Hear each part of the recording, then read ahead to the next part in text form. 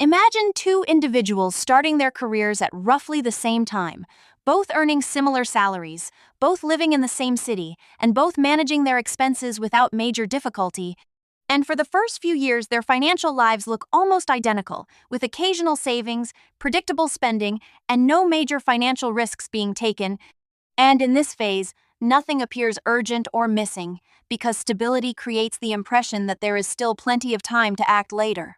One of them decides to wait before investing, telling himself that he will begin once his income increases, once his expenses settle, or once he feels more confident about markets and instruments, while the other begins with small, almost insignificant amounts, not because it feels powerful in the moment, but because it establishes a system early, and this quiet difference in behavior begins to shape outcomes long before it becomes visible. The underlying concept here is not about how much money is invested in the early years, but about when the investing process is activated, because financial systems respond far more strongly to time than to intensity, and small amounts placed early interact with compounding in a way that feels slow initially but becomes structurally meaningful over longer durations. Waiting often feels rational, especially when income is limited or knowledge feels incomplete, but the system does not reward readiness or perfect timing. It responds only to consistent participation. And every year of delay is not just a year lost, but a layer of compounding that never gets built.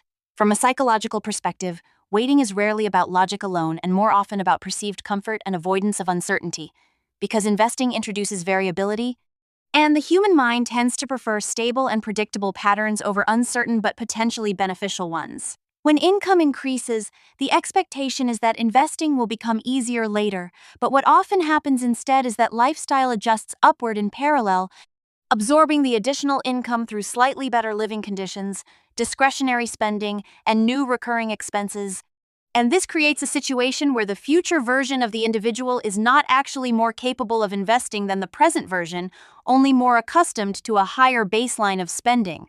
If we move into the mathematical layer, the difference created by time becomes clearer when viewed through compounding, rather than contribution size, because compounding is not linear and does not grow in equal steps, but instead accelerates gradually as the base increases.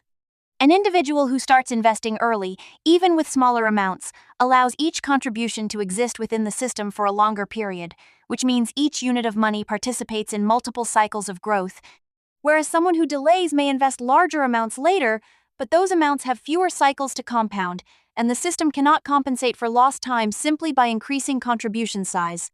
Over a span of 15 to 20 years, this difference creates a widening gap, not because one person was more aggressive, but because one engaged with the system earlier. When we zoom out to the broader economic structure, this pattern aligns with how modern financial systems are designed, where access to investing is easier than ever.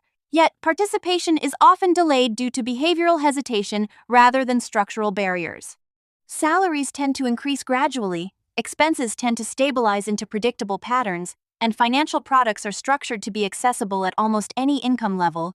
Yet the decision to begin is often postponed because there is no immediate penalty for waiting, and this absence of short-term consequences creates a false sense of flexibility. In reality, the cost is not visible in the present, but accumulates silently in the background as missed compounding opportunities. Over time, this leads to a subtle divergence in financial trajectories, where two individuals with similar incomes and similar lifestyles begin to experience different levels of flexibility and resilience, not because of dramatic decisions, but because of timing, and this divergence becomes more noticeable only after several years, at which point it appears significant but was actually formed through small, consistent differences that compounded quietly. The shift required here is not about taking excessive risk or making aggressive financial moves, but about reframing how investing is perceived, from something that is done when conditions are ideal to something that is initiated early and refined over time. This means recognizing that clarity does not need to be perfect at the beginning, and that participation itself creates learning, discipline, and familiarity with the system, which in turn reduces uncertainty over time. In the end, the cost of waiting is not dramatic or immediate, which is precisely why it goes unnoticed, but it is structural and persistent, shaping outcomes in ways that are only visible much later. The goal is not to rush into decisions, but to understand that time is the most sensitive variable in the equation, and once lost, it cannot be reintroduced into the system.